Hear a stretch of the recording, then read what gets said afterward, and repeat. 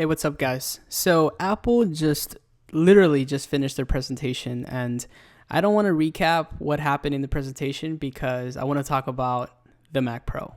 This is the thing that I've been waiting for the last couple of years. I've been waiting for an update, and this update was very surprising because the design looks weird as hell and in a good way because I think it looks awesome. It looks like a soda can. It looks weird, but cool at the same time. And the hardware is pretty sick. Let's start with, go down. So you kind of go over a little bit of the hardware. In terms of the processor, they went with the Xeon processors. And these are really, really amazing processors. They offer multi-threads, turbo boost, basically the same things that we're used to in the Core i7 series, just beefier, more powerful, and more efficient. And this is supposed to offer at least twice the performance of the previous generation Mac Pro from 2010. It didn't specify how many cores were going to be standard. It just says up to 12 cores. I'm pretty sure it's going to be a quad-core system, but I'm hoping for an 8-core system. Why not just make it an 8-core? Since everything else about the system is pretty freaking epic, might as well just go epic on the processors as well, right? And in terms of memory, they didn't specify how much actual memory you can put into the system. They just talked about the memory bandwidth, which is pretty insanely fast. But I'm pretty sure the system's going to push beyond 32 gigs, if not 64 gigs. I'm pretty sure that the previous generation Mac Pro pushed 64 gigs of RAM. But for me, as a regular prosumer, someone who's not a pro user, I do video editing, but I don't consider myself a pro user. I have a Mac Mini with 16 gigs of RAM, and I still have a hard time using all 16 gigs of RAM. So even if it's 32 gigs, I'm set. But I'm sure that it's going to be more than that, so no need to worry. Now, getting into the important part, and this is the part that blew me away. They're literally going to give us dual GPUs standard. Dual GPUs. And in a nutshell, that sounds pretty cool, but once they tell you the performance, which is 7 teraflops of performance, that's insane. Now, what the hell is a teraflop? To put into some context, because most people don't know what a teraflop is, the Xbox 360, its performance is 0.26 teraflops. The Xbox One that was literally announced 3 weeks ago, 1.26 teraflops. 1.26. This has 7 teraflops. You're going to literally be able to play everything. Every single game that's out there in 1080p. Of course, in 1080p. So for all you hardcore gamers, yeah, we're just talking about 1080p and stuff. This is insane. Obviously, the system was not made and designed for gaming, but it could do that. This machine was designed for pro users, for video editors, for Photoshop, etc., for those pro users that use their computer for work, not for gaming. But it is going to serve as a nice alternative in a very elegant and very weird gaming PC. And kind of expensive too, since then they didn't really talk about the price. And I'll get to the price, my idea on what the price should be, and etc. at the end. But let's continue. In terms of storage, this part kind of blew me away, and I kind of have a question too. They decided to go with complete SSDs, and this is good and bad. Let's get to the good part. The good part is they moved into the new generation of flash storage, which is the PCIe flash storage, and this offers 1200 read and write speeds. That is freaking insane. I recently installed an SSD in my Mac Mini, and it's giving me about 500 megabytes of read and write speeds, and my computer boots up in 13 seconds.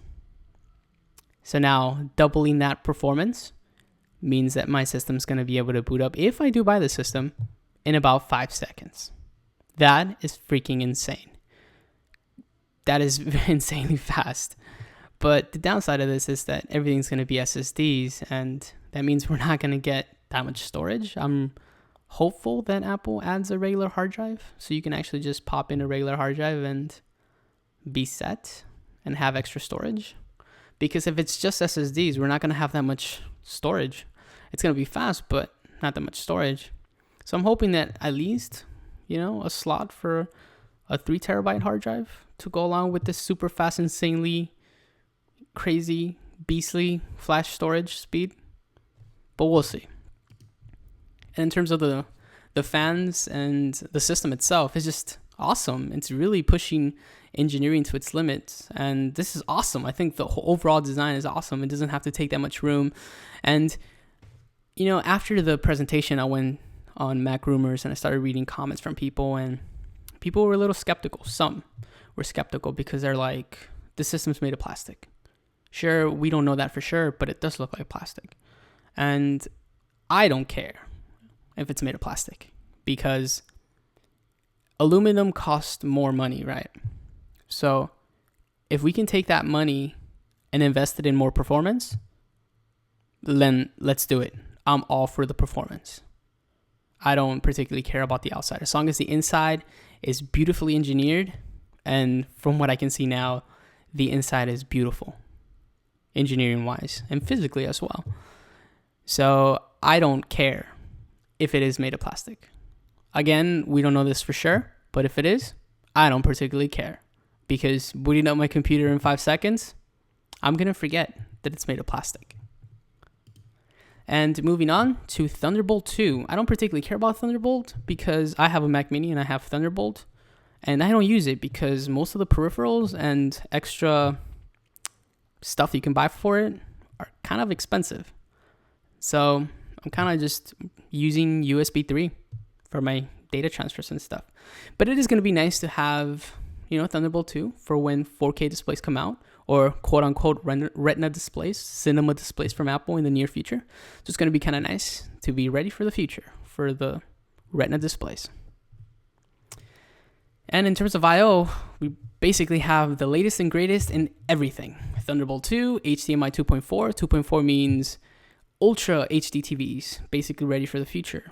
And for the next generation of TVs, USB 3, as we all know, the next generation of USB, faster transfers, and is basically what I use for external hard drives. It's fast enough, and I'm pretty satisfied. And in terms of wireless, we got the next generation wireless, which is AAC Wi-Fi, which should be significantly faster, twice as fast and more reliable, etc. And we also have the next generation Bluetooth. Basically, this system has every single piece, everything about the hardware of the computer is next generation, which is awesome. Everything is just being pushed to its limits, and obviously the design is next generation. The design is weird, but I'm digging it. And the last part is that this system is going to be made in the US, and this is freaking awesome. I love this. I know that there is going to be some drawback, because since the system is made in the US, that means the system's going to cost a little more. There is going to be a slight premium attached to it because of it being manufactured in the US. And I hope it's not, I really hope that it doesn't cost too much.